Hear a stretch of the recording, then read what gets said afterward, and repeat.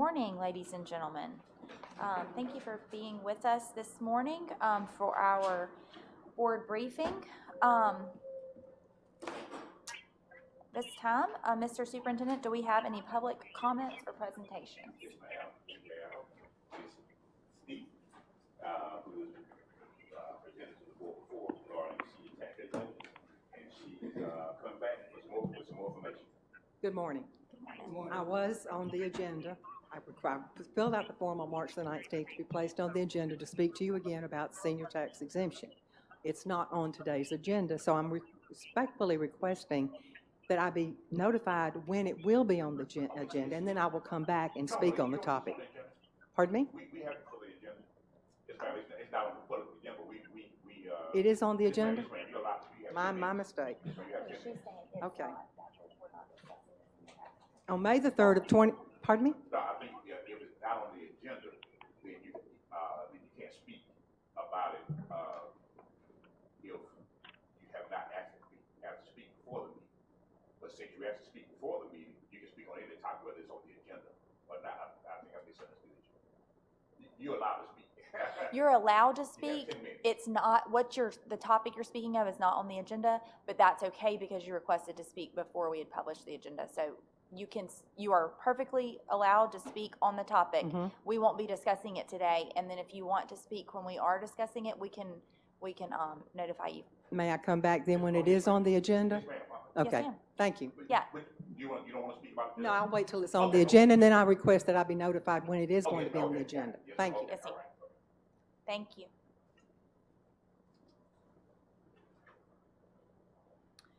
Okay. At this time, we'll review the agenda items to give board members an opportunity to ask questions or make comments. We will need an executive session to discuss personnel, property, and student matters. Board members, are there any questions or comments about the agenda? All right, item number 1 is consideration of approval of the minutes from our regular board meeting held on February 29th. Questions or comments? Item number 2, consideration of recommendation for employment of personnel. Item number 3, consideration of recommendation for release of personnel.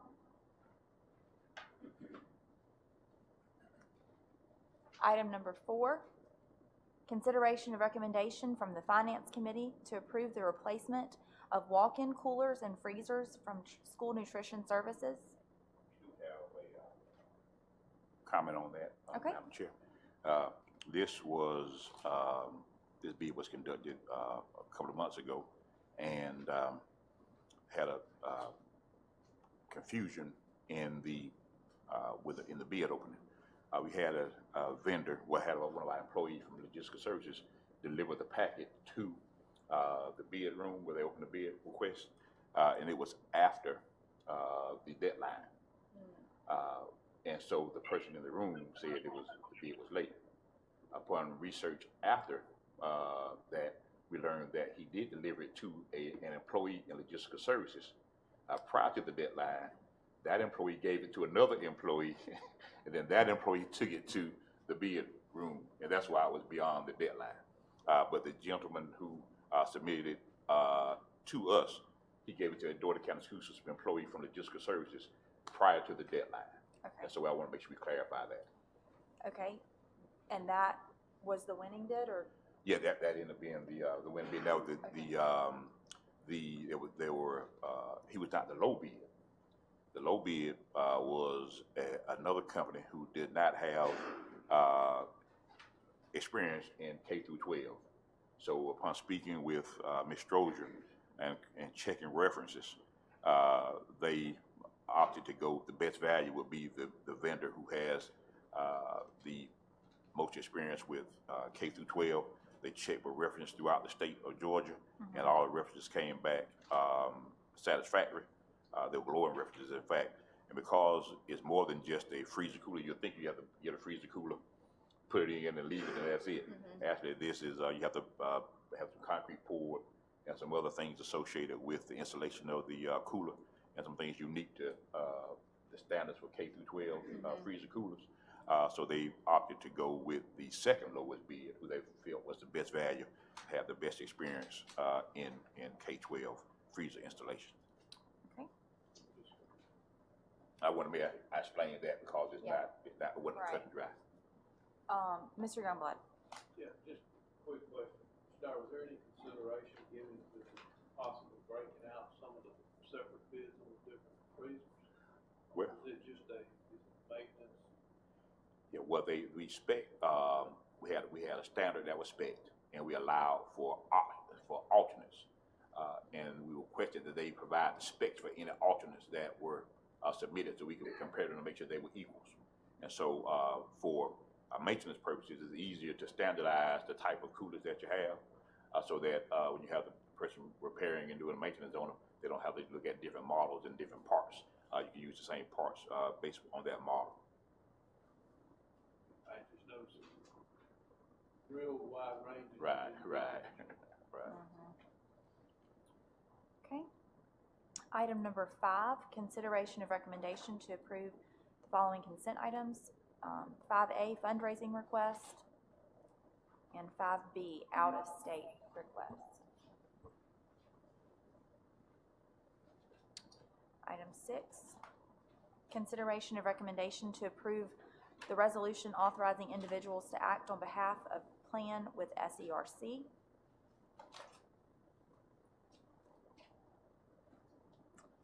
Item number 7, the budget amendment. Yes, ma'am. And a couple of comments on that, if you don't mind. You look at the total local adjustment of $1,026,000. That's due to the increase in investment earnings. The original budget, we anticipated $500,000 in investment earnings. Year to date, we have about $1 million in investment earnings. So we amended the budget to 1.5. We also have a small increase in local transportation fees. And then the state adjustment on the revenue, we received, as mentioned in the last meeting, $295,000 in additional funding for the midterm, and then also the for QBE, and then the retention supplement that was paid in January.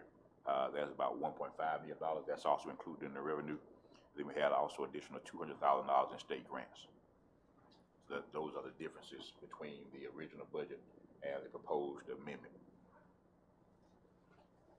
Okay, questions on that? Item number 8, financial reports and the budget calculator for fiscal year 25.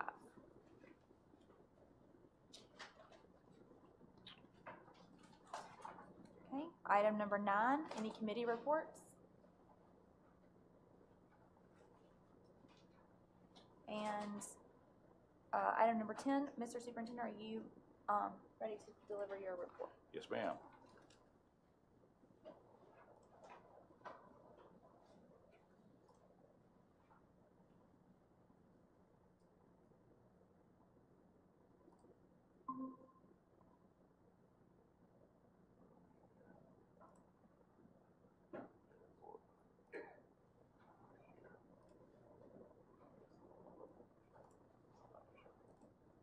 All right, here we go.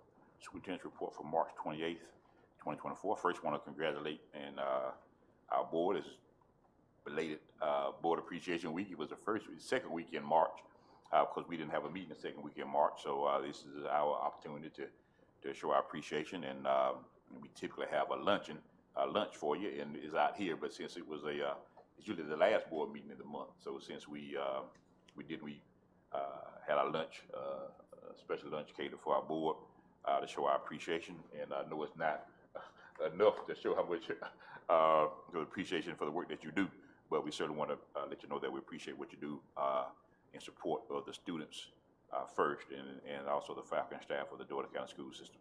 And I would be remiss if I didn't mention that this board is, for the last 2 years, has earned the exemplary designation by the Georgia School Board Association. having met the criteria for that, and that's the highest designation that the Georgia School Board Association grants to a local school board. So congratulations on that again, and we certainly appreciate all that you do to support our students, families, and our faculty and staff. Next, our topic of discussion will be a strategic plan overview, and we'll focus primarily on our investment in human capital, and give an overview of the teacher apprenticeship program, 2025 budget overview, a legislative update, and then some celebrations and announcements. Of course, the vision of the Dougherty County School System is that we're a destination school system that, in partnership with families and community stakeholders, provides quality educational and social development experiences that empower its graduates to be successful and impactful contributors to society. And our mission is to meet the academic and non-academic needs of our students with rigorous and relevant educational experiences that equip them to succeed in life. The way forward, we're going to focus right now on our investment in human capital, which is our priority 4. And of course, our goal in that is that we will strategically recruit, develop, and retain quality staff by providing staff with the appropriate coaching, support, and professional learning opportunities. As we've discussed before, this year we hired our first full-time HR recruiter. Gone is the day that we can have one career fair in the spring and hire enough teachers for the next year. That's no longer the case. We have the highest average salaries in teacher salaries in the region. We have recruitment and retention supplements. We've enhanced our employee benefits, and we're on a pathway to a $15 minimum wage, which I'll discuss at the next later on in the presentation. We've invested in instructional coaches because, as you know, and mentor teachers, because as you know, we have more and more teachers who are entering the profession without having to go through a traditional teacher prep program.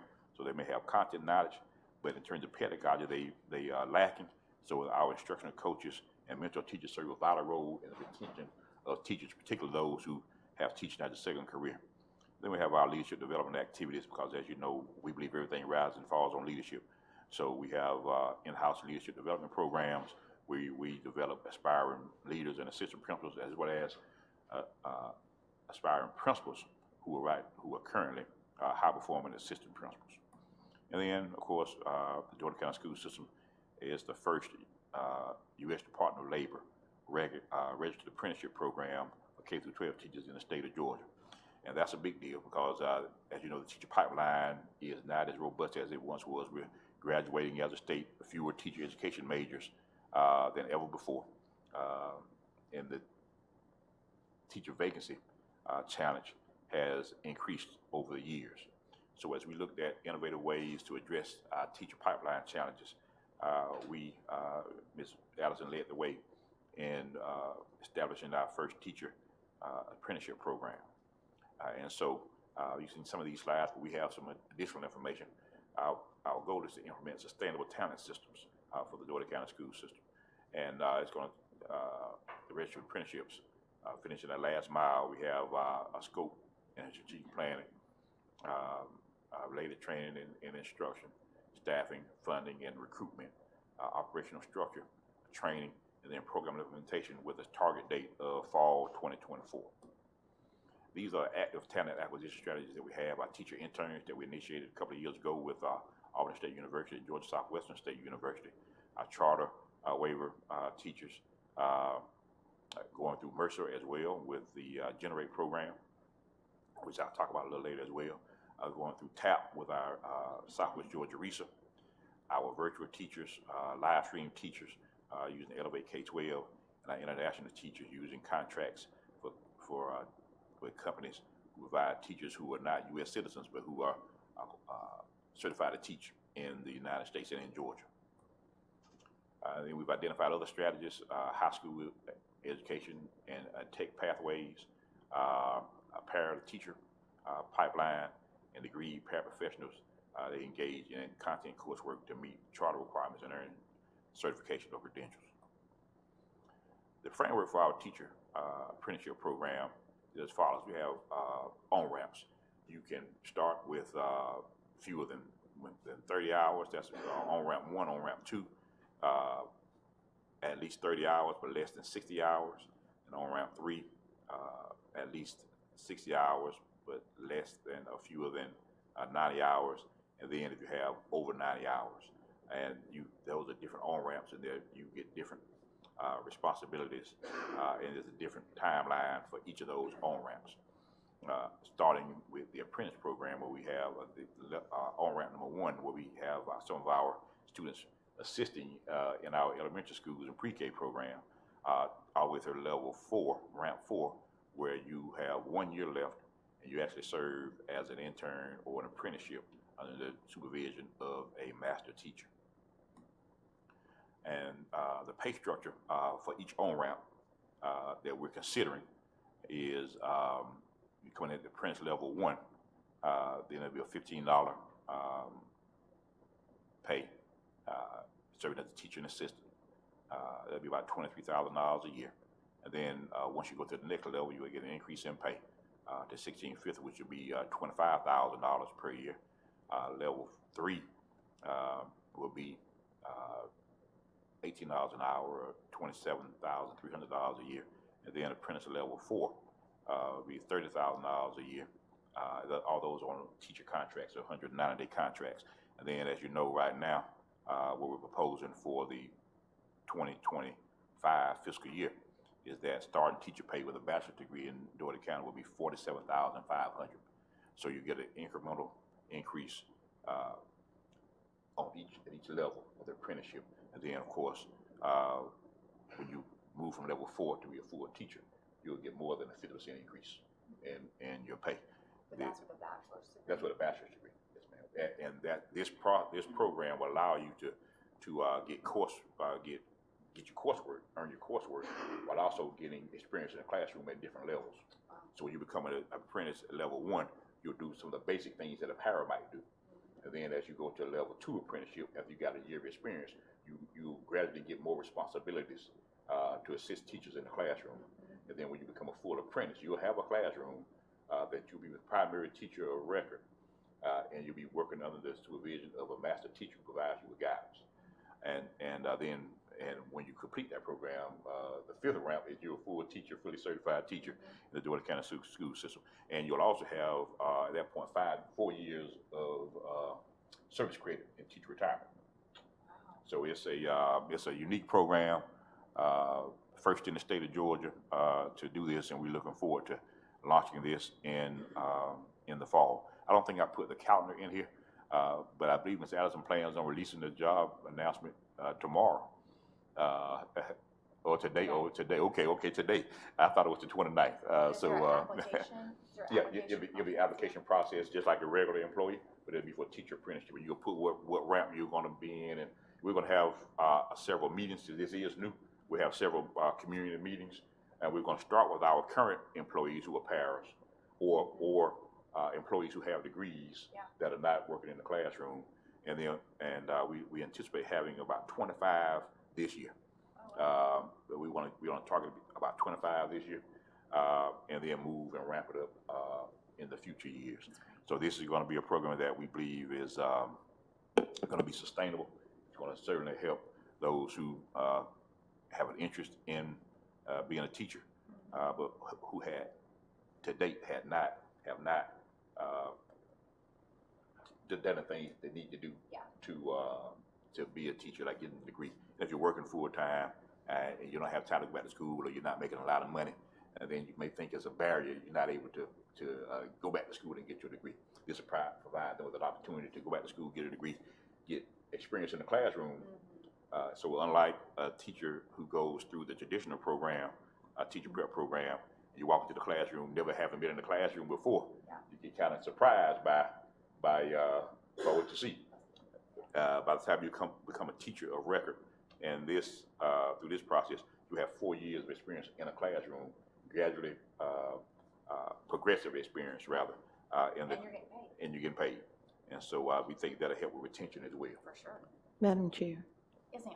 may I ask a question? Mr. Superintendent, in regards to this program, is there an evaluation process along the way for these persons? Who will they work under? I mean, who will be the evaluator? Yes, ma'am. Well, of course, a principal and his or her assistant principals will always be providing evaluations based on the rubric that we use for teachers. But also, they'll be evaluated by the instructors because they'll still be in school. And so their professors or instructors will also be providing classroom observations and giving feedback along the way.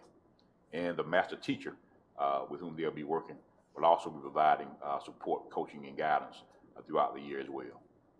Now, these individuals will also be available to participate in all the professional development opportunities we have for our teachers, so they get the same training that our teachers get on the initiatives that we have with the school system.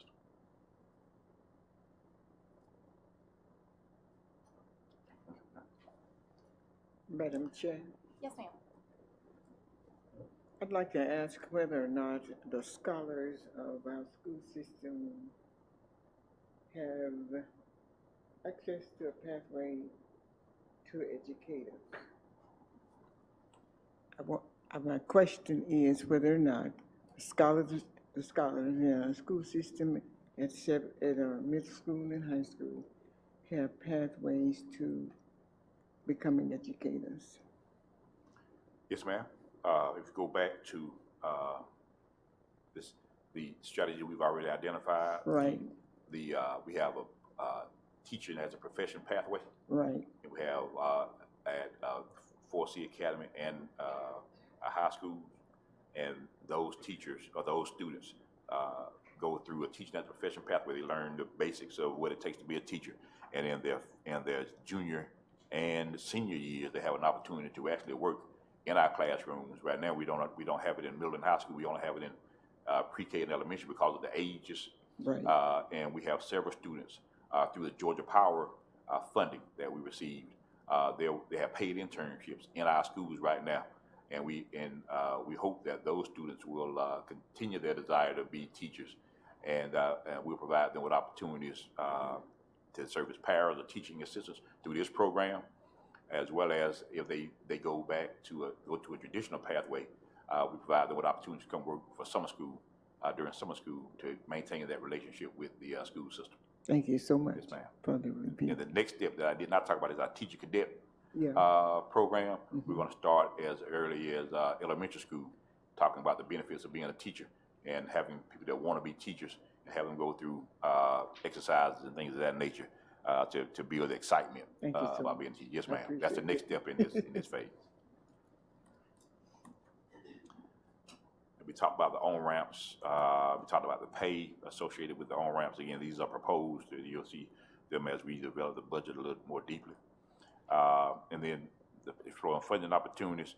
We're going to look at ways to reduce expenditures, reallocate our resources, and reinvest our resources. And we'll discuss that a little later. Workforce development, partnerships to unlock federal funding, and remove equity access barriers for tuition and training. We discussed that very briefly. Then explore funding opportunities that support apprenticeships through the Department of Labor and the Department of Education. As when I say we are the registered apprenticeship program, it sounds good, and it'll be the first in the state, but what it really is, that gives us the opportunity to qualify for U.S. Department of Labor apprenticeship grants. And you have to be a registered apprenticeship program in order to qualify for those grants.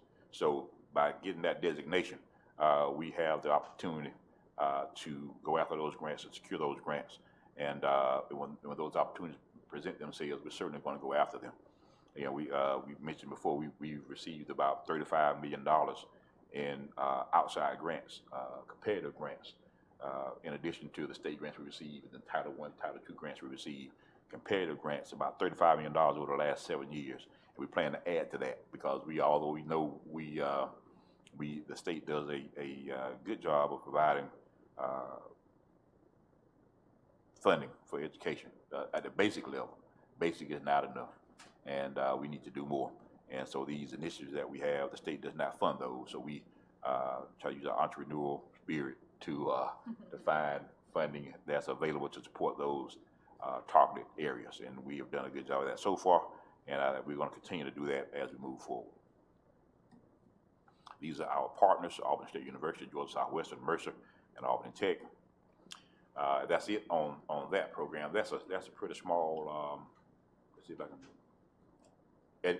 Any questions about the registered apprenticeship program before I move into the budget calendar and budget development?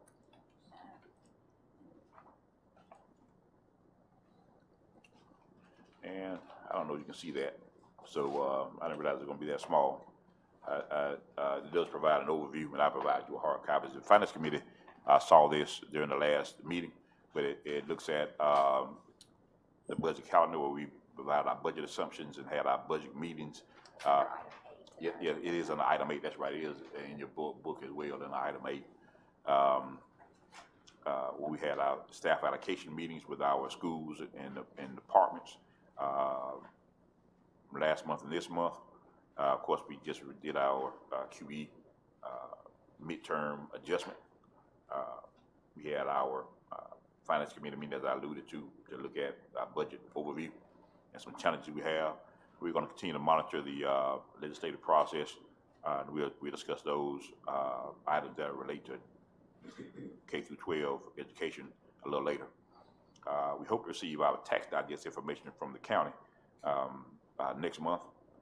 We also have another budget Finance Committee meeting scheduled for April 16th. School personnel allotments created using enrollment projections no later than April 30th. The Finance Committee meeting on May 14th. Tentative budget adoption approval on May 24th. Of course, we continue to meet with board members to get additional feedback on budget development. Public hearings tentatively scheduled for May 29th and June 4th. And then we anticipate presenting the budget for the board for adoption at the first board meeting in June. And then, after that, we have to adopt the millage rate and submit that to the county for them to submit to the State Department of Revenue.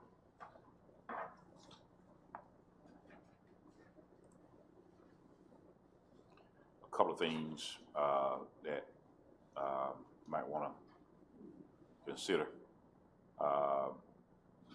is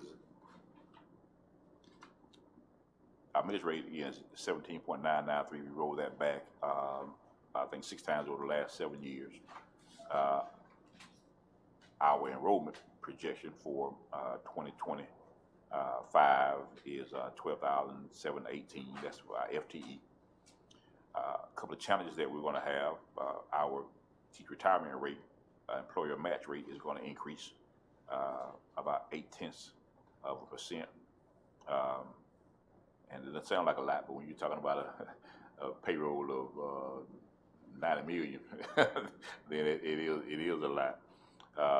And of course, our certified employees, our teachers and other certified employees, we get that money through QBE. Our non-certified employees and employees that we don't earn through the formula, we pick that up locally. Much like our state health insurance, we've talked about the challenges with state health for quite some time. The increases that'll be coming forward for both certified and classified employees. And that's a consideration we will have to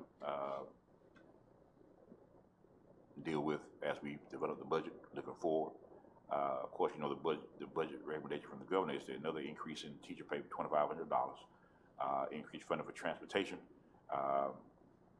which we also discussed previously that they fund less than a third of the cost for transportation for the school system. Our expenditures last year were about $7 million for transportation, and we received about $1.6 million in transportation funding. And Ms. Strother and I had an opportunity to discuss that and some other issues with our local delegation as they prepared to go to the session. And that was one of the priorities that we pushed them. That happened. So we thank you for your leadership in that regard, and thank you to our local delegation for carrying that message to Atlanta. We also received, the budget also includes security grants for each school. As with most school systems in the state of Georgia, we're heavily weighted on personal services, salaries and benefits. Ours is approximately 87%. Some school systems is as much as 90%. So when we have salary and benefits as the majority of our budget increases, and state health, teacher retirement, those things have a significant impact.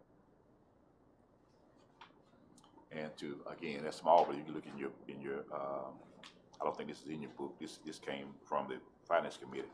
But just as I mentioned earlier, the state health insurance for certified employees, we get funded for that partially through our QBE funding. but only for those positions that are earned through the QBE formula.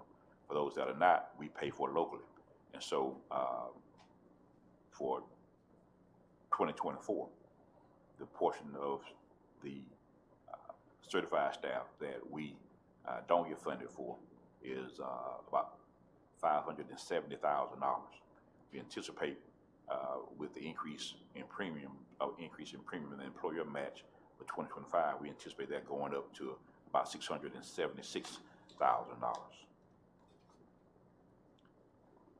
For our non-certified employees, that shows the history where we were in 2023, what we project for 2024, and also what our projections look like moving forward to 2025, using the same number of employees who currently participate in the state health benefits plan. So if the number of employees does not change, then you'll see that the amount that we pay for, we provided for through local funds in 2023, FY 2023, was over $6.6 million. This year we're projecting to be $7.5 million because of the increase in the employer match. That goes up to almost 9.3 in 2025, 10.6 in 2026, and nearly 12.4 in 2027. And that's if the number of employees participating does not change, and if the employer match amount is not increased. I would like to make a note, we'll discuss a little later, that the Senate in the budget process for 2025, the amount was supposed to go up next year to from $11.95 per month to $14.45 per month. And the Senate's budget proposal, they accelerated that to the full $17.60 beginning next fiscal year. That's not what the governor recommended. That's not what the House put in their budget. It is what the Senate put in their budget. And that budget right now is in the conference committee to work out the differences. And they're probably having a discussion about it as we have the discussion about it right now. I certainly hope that the governor's recommendation that was adopted by the House is what is moved forward. If not, then that amount you see for FY 2027 will be what we have to pay in FY 2025. And we're keeping our ear to the ground on that, as that is ongoing. And you'll see the impact of our state health benefit for classified employees. You'll see that rate increase. Although you might not be able to see the numbers, you can see that blue line, and it tells you, gives you a graphical depiction of what we've been dealing with over the last several years, and what we anticipate having to deal with over the next couple of years. And in terms of dollars and cents, it does give a picture, but this here gives a different picture. One meal is in Dougherty County is valued at about a little less than $2.1 million. Our current millage rate is a little less than 18 meals. If you look at this in terms of meals, when fully implemented, out of the 18 meals that we currently levy, a third of those meals would have to be used to cover the state health benefit employer portion. Approximately 1/3 of the meals that we levy will be just to fund a basic health benefit for our employees. Just classified. Just classified employees. That doesn't include the about $700,000 that we also fund for locally for our certified employees. So it's a big deal, and the discussions that are going on in Atlanta probably right now about the budget will have a significant impact on us moving forward. Any questions about the budget update overview? Madam Chair, Yes, sir. I have a question Okay. to Mr. Dyer. What about the vouchers? Yeah, that's in my report. The legislative update report, yes, sir. Okay. All right. Coming up. Okay. And so, of course, sign die is today, the final day of the 2024 rather, legislative session. And the amended budget was passed and signed by the governor. The voucher bill has been passed. It was the bill last year that died on sign die by 2 votes, and or by 1 vote, technically by 2 votes, really by 1 vote. And this year, it didn't get much traction until about 2 weeks ago, when different components were added that included the codifying the teacher pay raise, which was already in the budget, so it didn't need to be in the bill. Providing capital outlay funds for pre-K construction, pre-K class building construction, which was already a separate bill that was up for consideration, but they added it to this bill to make it more palatable. So you voted against Senate bill, the voucher bill. You'd also be voting against teacher pay raises and pre-K.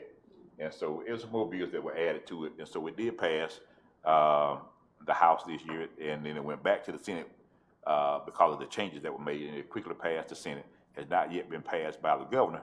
I do anticipate the governor signing that, as he was a proponent of this bill moving forward toward the end of last year, and he included it in his State of the State at the beginning of this legislative session. So I fully intend I fully expect rather that will be signed into law.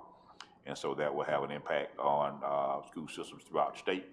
It will provide $6,500 for families to use to pay for schooling for their students. The last version of the bill I looked was for homeschool students and private school students. So it's here. Vouchers have probably been on the docket for in the legislature for the last, I know since I've been superintendent, probably before then. And they got closer and closer every year to pass, and this year they find it passed. And so reaching a new era in public education in Georgia, and we'll see what happens. But we're prepared to address it. And my commitment is this: that although it is a school choice component, if you look at the average tuition in most areas, particularly in the Atlanta area where tuition is, can be upwards of $20,000-$30,000. Here locally, it is significantly more, usually more than at our larger schools, more than $6,500. So I don't know if a $6,500 voucher would provide struggling families with an opportunity to go to private school, unless they match it with some scholarships. But when it comes to school choice, our responsibility is to make sure that we become the school system of choice, or the school of choice. And that's what we're trying to do every day in the Dougherty County school system. So it is what it is at this point, and we're going to continue to move forward and develop, finding the best and brightest educators to prepare our students and maintain the confidence of our families. And I believe that we'll be fine if we continue to focus on that. A couple other bills that have been passed by both houses.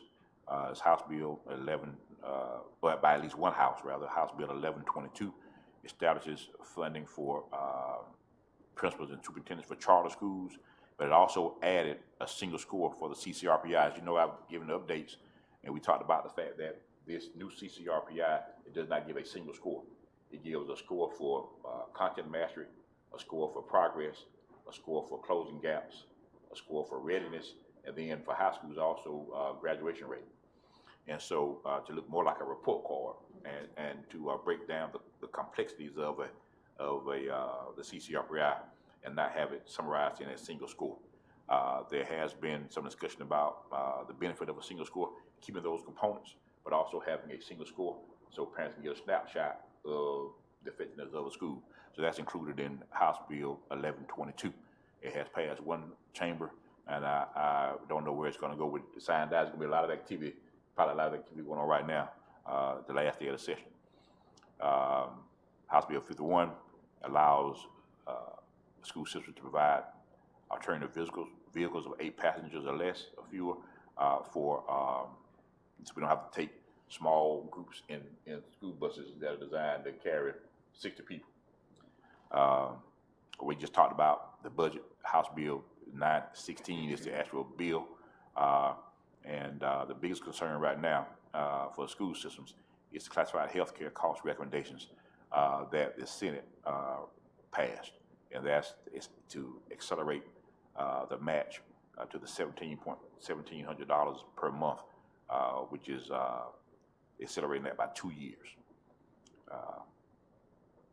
House Senate Bill 464, which is a teacher supply bill that added language for the creation of 5 literacy screeners, one of which will be a free literacy screener provided by Godot. That's in accordance with the Literacy Act that was passed last year. A couple of other things. House Bill 338 was about technology protection for students when they get on the internet. Chairman Chris Irvin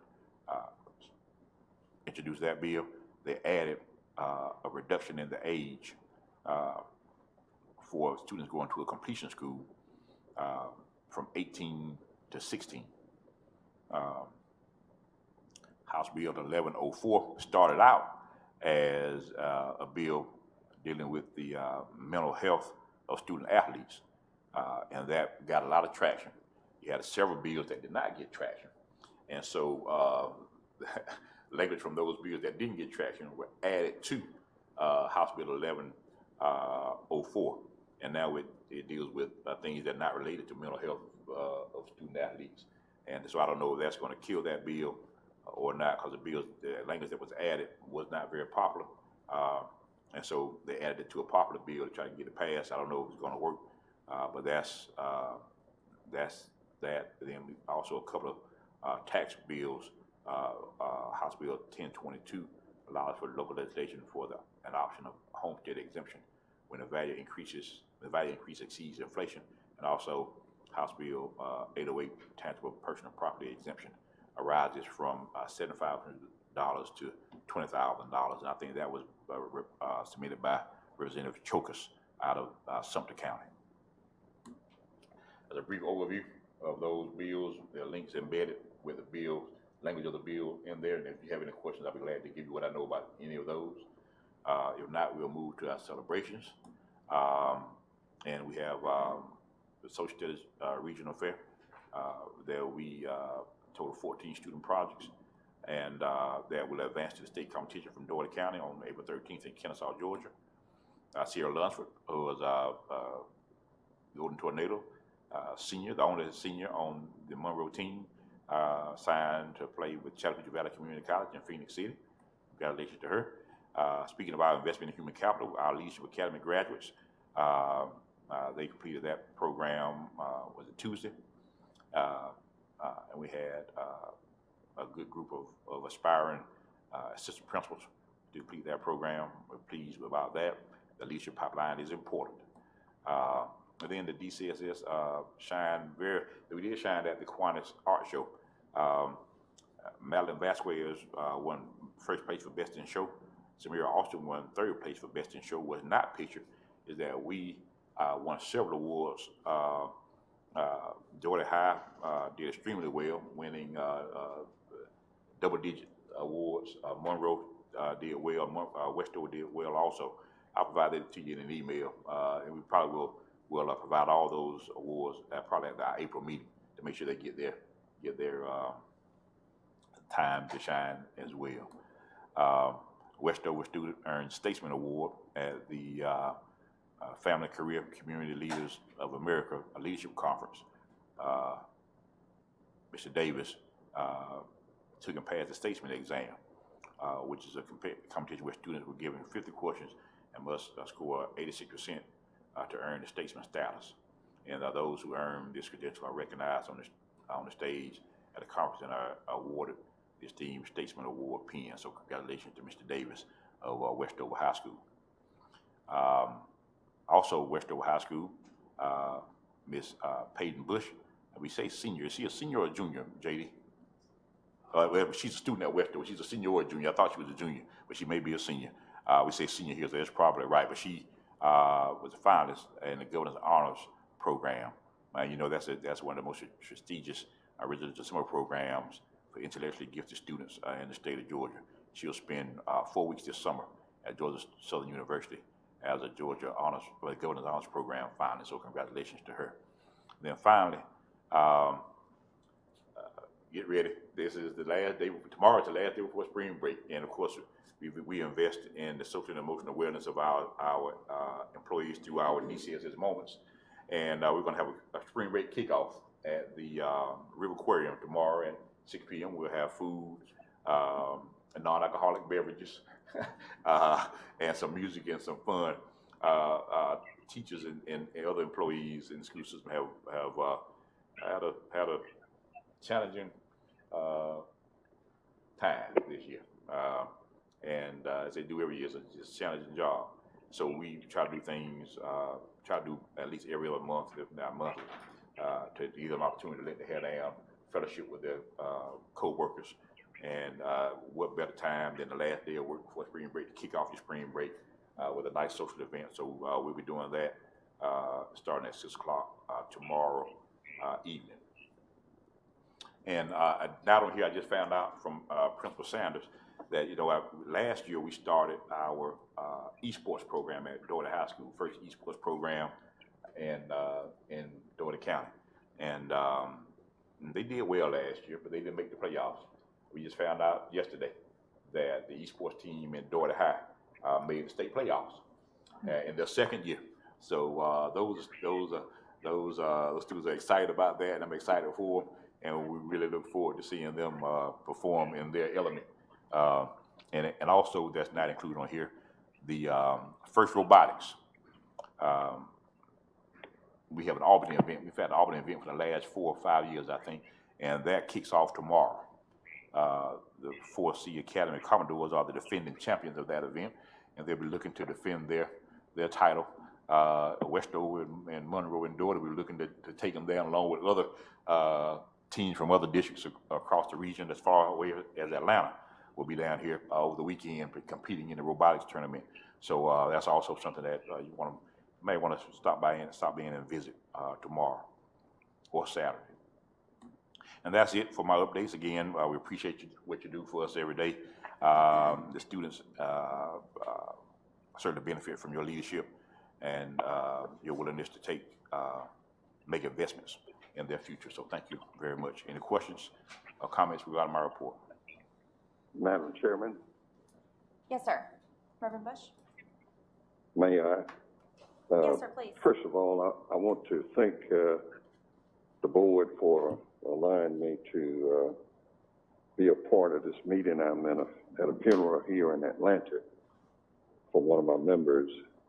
And also, I want to commend Mr. Dyer and his staff. And above all, I want to commend the Board of Education for managing our taxpayers' money and their children. And I think that the board has done just a marvelous job of managing things. And I thank you very much, and God bless you. Thank you, Reverend Bush. Any other? Thank you, ma'am. Do we anticipate action? We do. Okay. So should we go ahead? Okay. At this time, I will entertain a motion to go into executive session because we do anticipate action, and this will be for personnel, property, and student matters. Do you Madam want to go ahead and Chair. start the meeting? It's up to you. How do you want to do it? We anticipate some action coming out. Yeah, okay, yeah. Madam Chair, Yes, ma'am. I move that we transition into executive session. Second the motion. Okay, all in favor?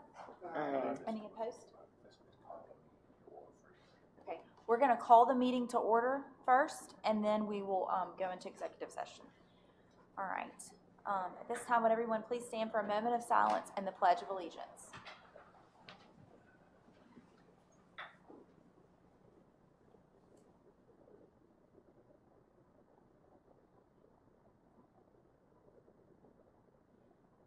I pledge allegiance to the flag of the United States of America and to the republic for which it stands, one nation, under God, indivisible, with liberty and justice for all. All right. Yeah. Thank you all. I will go ahead and call this meeting to order, and we'll just go directly into executive session after that. So let me get a motion again, just for clarity. Can I I'll entertain a motion to go into executive session again. Yes, please. Madam Chair, I move that we transition into executive session at this time. Thank you. All in favor? Any opposed? Thank you. The motion passes. Sorry for that confusion, ladies and gentlemen. We are now in executive session. If you would please gather your belongings and exit the boardroom, and we'll come get you when it's over.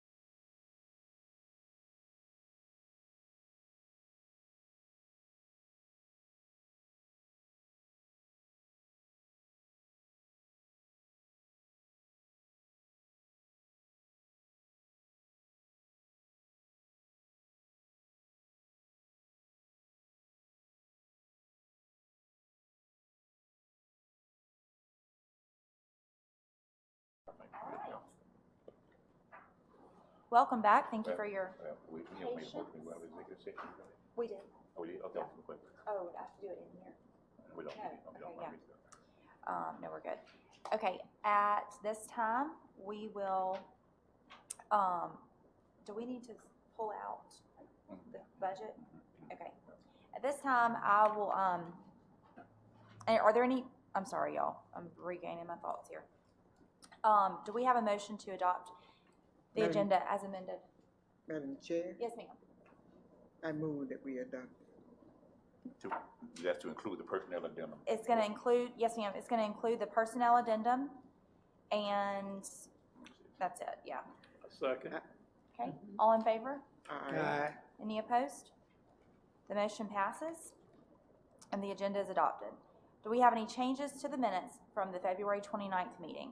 If not, I'll entertain a motion to approve the minutes. So move. All in favor? Aye. Any opposed? The motion passes. The minutes are approved. At this time, I'll entertain a motion to approve consent items 2 through 7 with the addendum, and that is also leaving out 2 through 6, I'm sorry. Madam Chair, 2 through 6. I'm sorry, 2 through 6. I Yes, so ma'am. move. Second. All in favor? Aye. Any opposed? The motion passes.